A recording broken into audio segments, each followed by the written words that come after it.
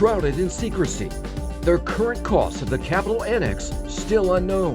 The fight for answers in this taxpayer-funded project. A push to prevent steep increases in health insurance premiums.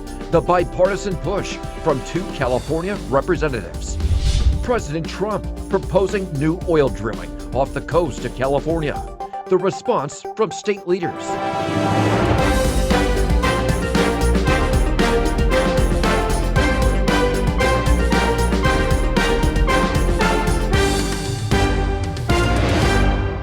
Thank you for joining us for California Politics 360. I'm Ashley Zavala. It's hard to miss when you're driving around Sacramento. Construction is well underway on the state capitol annex. Crews are constructing a new office building that will house the offices for the governor, legislature, and other state officials. But this taxpayer-funded project is shrouded in secrecy. In April of 2021, the project was set to cost $1.1 billion. Despite several efforts, that was the last time we got an update on the cost of the ever-growing annex. Thousands of people associated with the construction have signed NDAs, not allowed to talk about the cost.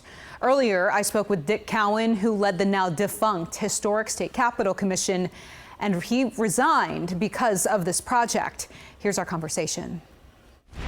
Dick, thank you so much for being with us today. Delighted to be on Politics 360. Thank you. So, I mean, first, just to catch everyone up on the situation, why does California right now essentially no longer have a Historic State Capitol Commission?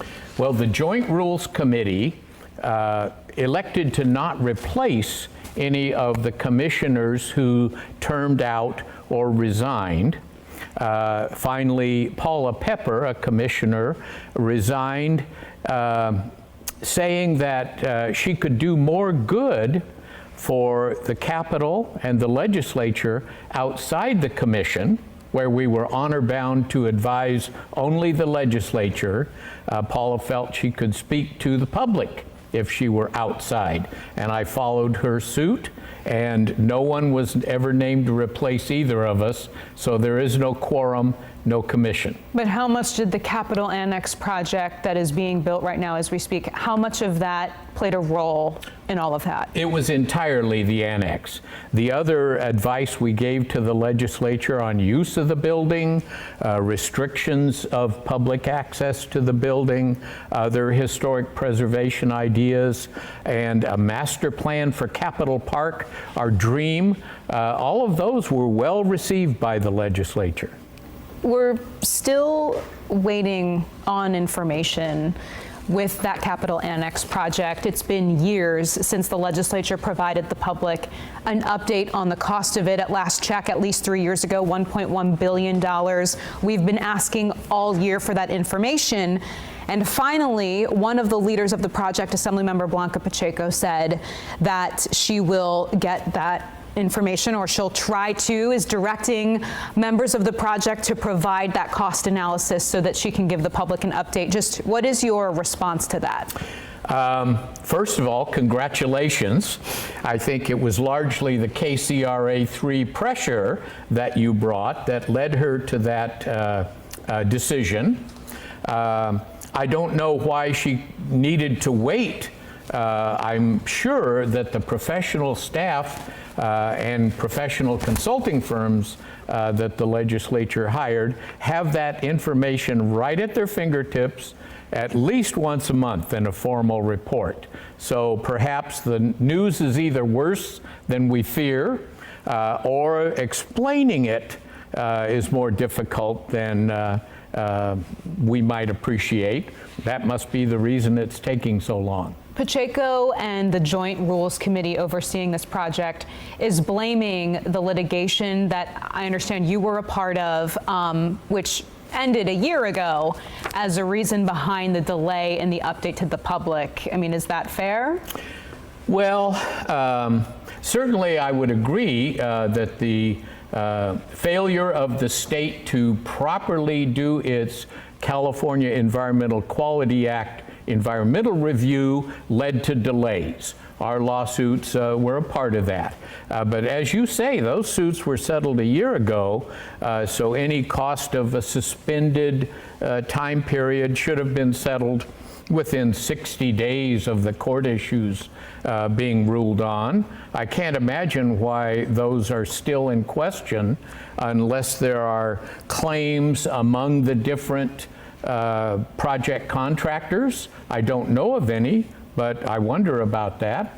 Governor Gavin Newsom said that he would essentially help in this effort to make this project more transparent, get us more access to the legislators who are leading it. Technically, his office is not ever overseeing every single little detail here.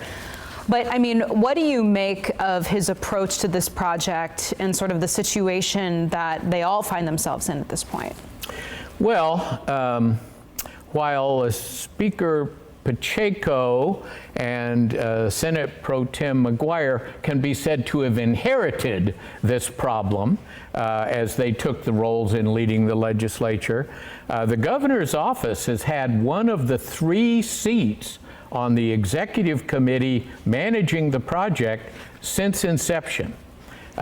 So, you know, if his representative is fulfilling the governor's office role, you know, I don't know that he's distant from the project. He's involved in it. True, only 1 out of 3 votes, but a heavy influence on where the project started and where the project is now. You mentioned that executive committee and all 3 members of it, including Assemblymember Blanca Pacheco, State Senator John Laird, and the governor's representative Miroslava De La O, they all signed non-disclosure agreements in this project, along with 2,000 other people. I mean, and we know that those NDAs continue to be signed as of this year.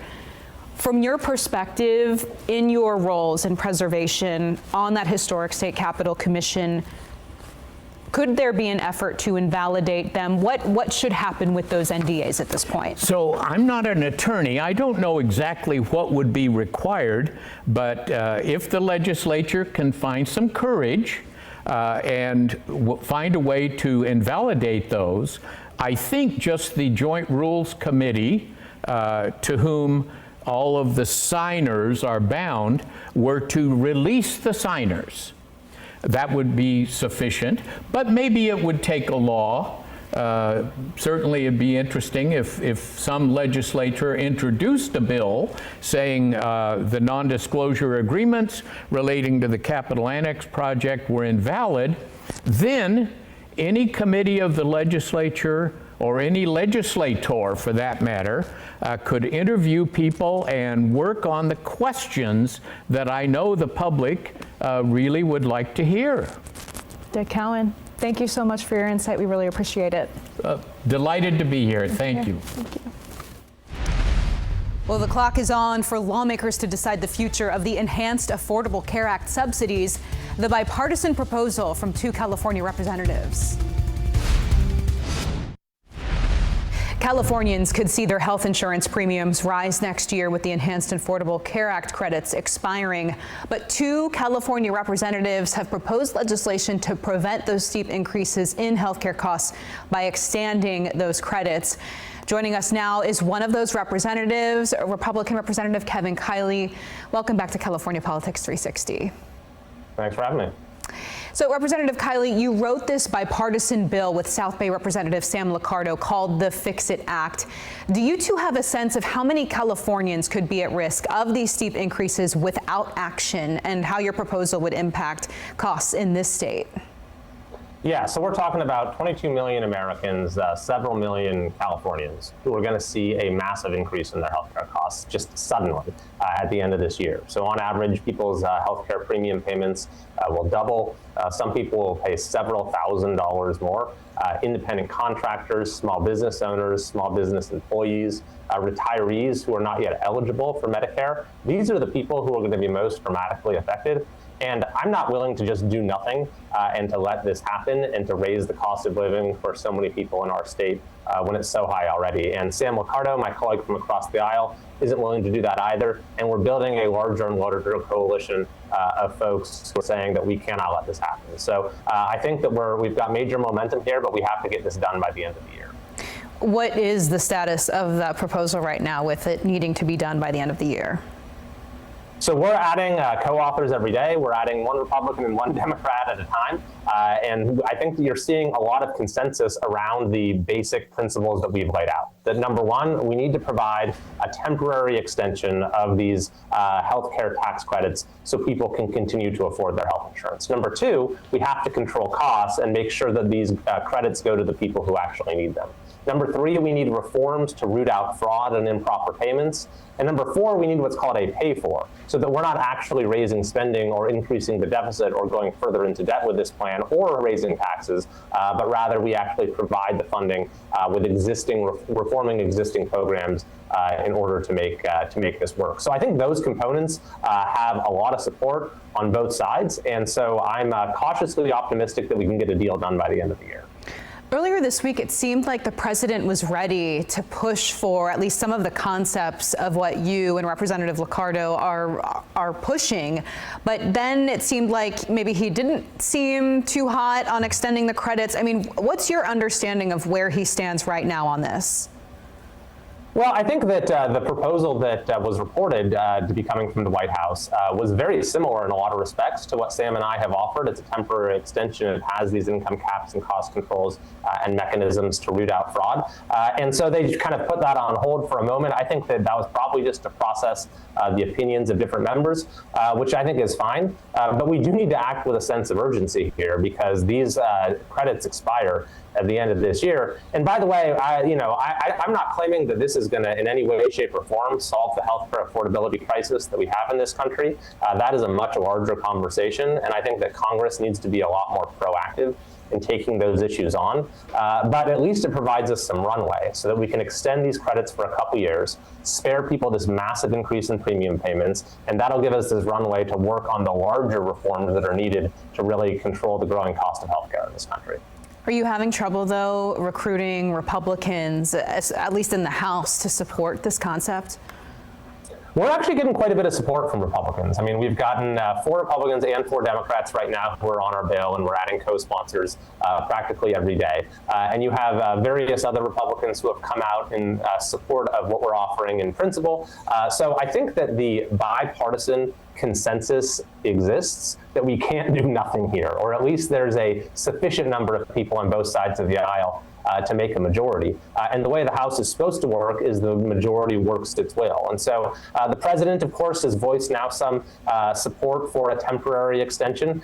So I'm going to be doing everything I possibly can once we're back next week to make sure that this happens, because we don't have any time to waste here. Right. I mean, you have weeks essentially to figure this out if any action is going to take place. And with that, I mean, have you heard from Speaker Mike Johnson on a potential date as to when the House could vote on this?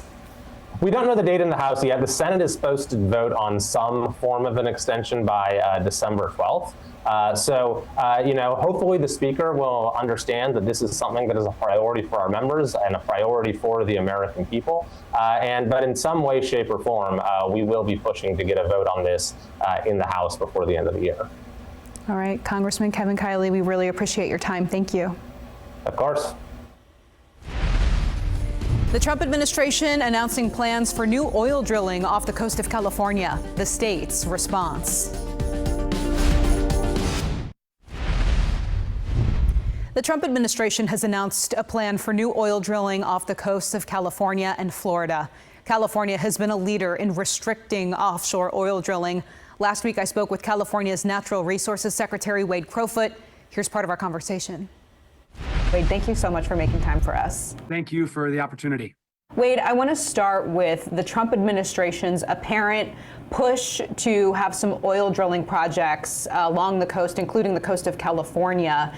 Just have you learned anything more about this, and what is the Newsom administration doing about it? President Trump has been threatening for weeks to propose to open up new offshore drilling off California, and yesterday that proposal dropped. We weren't provided any notice or any briefing on that from the federal administration. We know what the public knows, which is the president is interested in massive expansion of offshore oil drilling off most of the coast of California. So what does the response from California look like? Is it an attempt to sue the administration over this? First, it's expressing grave concern and clear opposition. Californians love our coast, and expanded offshore drilling threatens our economy that depends on the coast, coastal communities, and of course, our environment. 3 out of every 4 Californians has made very clear their opposition to expanded offshore drilling. So both Governor Newsom and our congressional delegation very clear that it's not appropriate here. It's really important to note that other states have also expressed concern about the president's desire for expanded offshore drilling, including Florida and the Carolinas. Interestingly, the president has not proposed expanded drilling in those states and is targeting California for expanded drilling. Governor Newsom last week said very clearly that this is a proposal that we will oppose in every way possible. And he used the terms dead on arrival. So just to be more specific, though, what does the immediate response look like? Is it litigation? It very well could be litigation. You know, the state of California is legally challenging where we believe the federal government is breaking the law. If it's litigation that will stop this proposal, I have every confidence that our governor, our attorney general will advance that. It's also engaging in a public process from here to make very clear this official opposition. So we will work in every way possible to ensure that this never becomes a reality. That news broke when you all were at COP30. President Donald Trump, I know the governor really was critical of him for not even having a note taker at that United Nations climate conference. But were people actually really that surprised that the Trump administration decided to not show up? Well, I'd say this, every government in the world, save our own, came together in Brazil to work toward combating climate change. We know we share one atmosphere. So these challenges that we're having in California, that others are having, it's a global response that's needed. And, we were there, Governor Newsom was there because American leadership is needed in this situation. President Trump, the Trump administration, virtually non-existent. So what we heard from leaders from across the world is appreciation that California and other American states were actually there, and the importance of America playing a role. We're the largest economy in the world, our country. And so if we're not stepping in to help solve this problem, what message does it send to others? The governor was maybe not surprised that the president would announce the idea of expanding offshore oil drilling at this moment when the rest of the world is coming together to combat climate change. But he was very clear in his response. And again, that is clear opposition to this proposal. My full conversation with Natural Resources Secretary Wade Crowfoot is on CalPolitics360.com. The minimum wage is increasing in California. A look back at the history.